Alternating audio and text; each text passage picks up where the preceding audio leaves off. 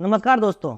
गोपालगंज के जंगल में सुनसान मकान को किराए पर लेकर एक पादरी 300 लोगों का धर्म परिवर्तन करवा रहा था।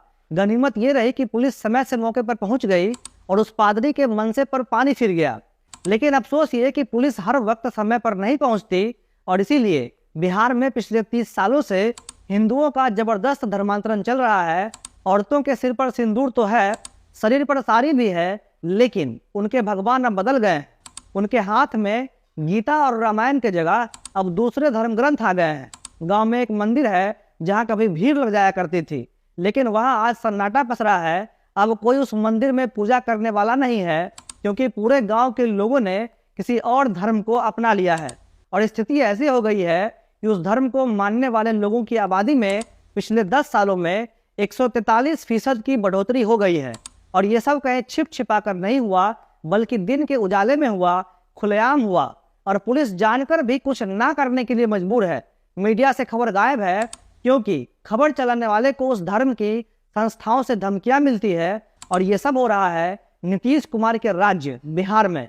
और हालत तो इतने बदतर है कि बाकायदा विश्व हिंदू परिषद के लोगों को घर घर जाकर इन लोगों को जागरूक करना पड़ रहा है।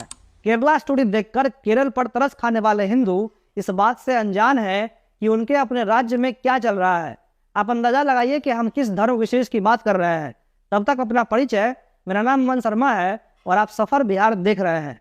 हम जिस धर्म की बात कर रहे हैं वो है ईसाई धर्म। पहले जनगणना के मुताबिक इनके विस्फोट करती हुई आबादी को समझिए, फिर उसके बाद आपको बताएंगे कि ऐसा हुआ कैसे, क्यों हुआ, पुलिस क्यों नहीं कुछ कर पाती है और ऐसा करने से फायदा किसको हुआ है।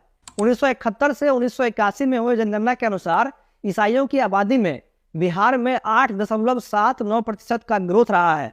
1971 में ईसाइयों की जनसंख्या 34,448 थी, जो 1981 में बढ़कर 37,453 हो गई।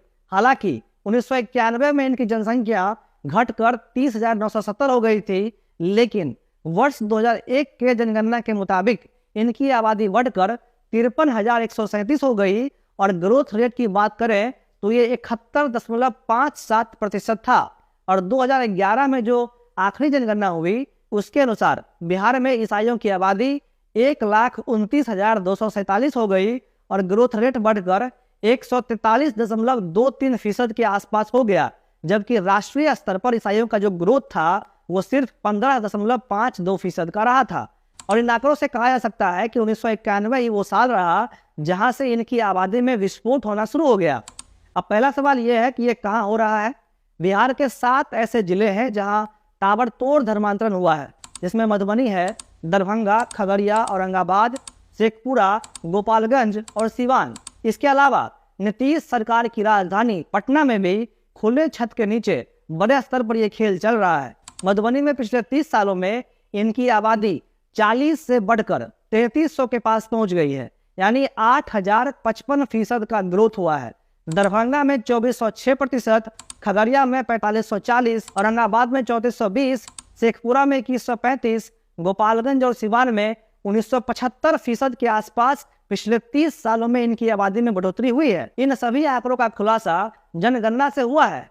इसी साल मई की बात है जब नालंदा के एक घर में सभा लगाकर करीब 100 से अधिक महिलाओं और पुरुषों का धर्म परिवर्तन करवाया जा रहा था, जिसमें पटना से लेकर लखीसराय तक के लोग आए हुए थे। अचानक पुलिस को जानकारी मिली और जब छापा पड़ा तो लोग भागने लगे। कुछ लोगों को पुलिस ने पकड़ा भी, लेकिन बाद में आरोपों को खारिज करते हुए उस भीड़ को भजन कीर्तन करने के लिए जमा होने की बात कह दी गई।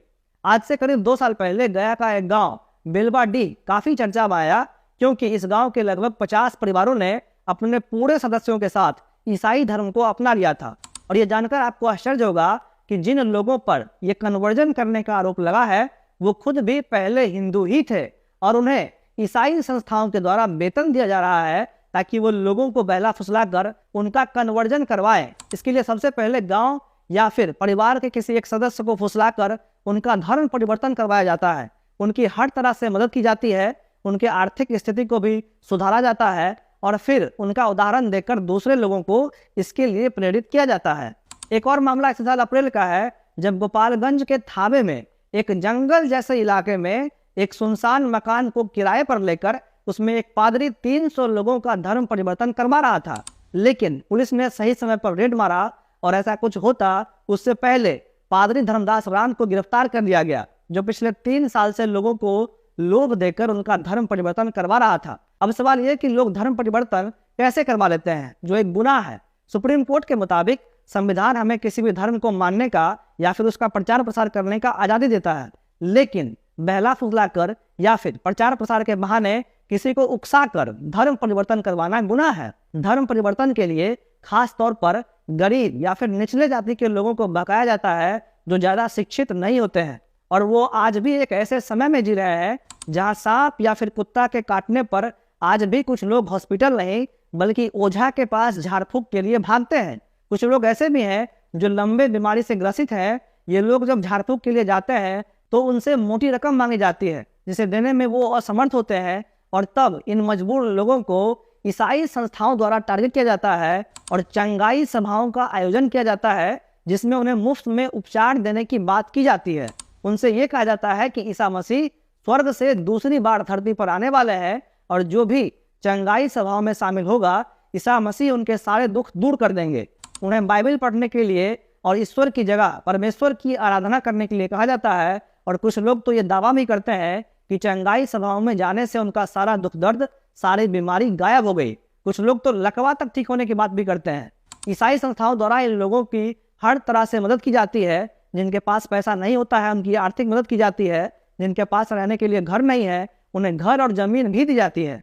कुछ लोगों को भूत प्रेत से बचाने की बात भी की जाती है। औरतों को घर में सिंदूर लगाने पर कोई रोक नहीं है, लेकिन रविवार को जब प्रार्थना सभा की जाती है तो उन्हें चर्च आते समय सिंदूर न लगाने की हिदायत दी जाती है। हालांकि मिशनरी संस्था के कुछ मूल सदस्य सवाल पूछे जाने पर सीधे उल्टा जवाब देते हैं और कहते हैं कि हम किसी से जोर जबरदस्ती नहीं करते और हम लोग तो खुद इस काबिल नहीं है कि दूसरों की आर्थिक मदद कर सके।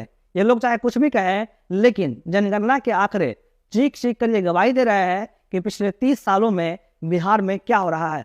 अब सवाल ये कि खुलेआम ऐसी जनसभाएं हो रही है तो क्या सरकार कोई एक्शन क्यों नहीं ले रही? तो इसका जवाब यह है कि बिहार में धर्मांतरण को रोकने के लिए कोई स्पष्ट कानून नहीं है, जबकि देश के 9 राज्य ऐसे हैं जिन्होंने इसे बड़ा खतरा मानते हुए सख्त कानून लागू किए हैं, जिसमें उत्तर प्रदेश, उत्तराखंड, कर्नाटक, हरियाणा, झारखंड, उड़ीसा, मध्य प्रदेश, गुजरात और छत्तीसगढ़ का नाम शामिल है। अब बिहार में कोई कानून क्यों नहीं है, जबकि कई बार इस कानून को लागू करने की मांग की गई है, लेकिन इसे लेकर बिहार की हर पार्टी लगभग खामोश है, यहाँ तक कि हिंदुत्व की बात करने वाली बीजेपी भी। मुख्यमंत्री नीतीश कुमार तो यहाँ तक कहते हैं कि बिहार सरकार पूरी अलर्ट है और बिहार में किसी ऐसे कानून की आवश्यकता नहीं है। आरजेडी के वरिष्ठ नेता और प्रदेश अध्यक्ष जगदानंद सिंह तो कानून को लेकर सवाल पूछने पर नाराज हो जाते हैं और पत्रकारों को मोदी का एजेंट बताने लगते हैं और वहां से जाने के लिए कह देते हैं। वहीं आरजेडी के कुछ मंत्री तो धर्मांतरण को अपराध मानते ही नहीं। बीजेपी के 1-2 नेताओं को छोड़ दिया जाए तो उनका इस मामले को लेकर कभी कोई बयान नहीं आया। लेकिन सवाल यह है कि क्या सच में इस कानून की कोई जरूरत बिहार में नहीं है? तमाम आंकड़े आपके सामने हैं, इसलिए इसका जवाब आप बताइएगा। फिलहाल इस वीडियो को यहीं पर समाप्त करते हैं, जिसमें मैंने आपको एक ऐसे टॉपिक पर बात रखी है जिसे लेकर कोई बात नहीं करता। अपना सुझाव कमेंट में दे सकते हैं। वीडियो अच्छा लगा तो लाइक कर दीजिएगा, फॉलो भी कर लीजिएगा। तब तक के लिए धन्यवाद।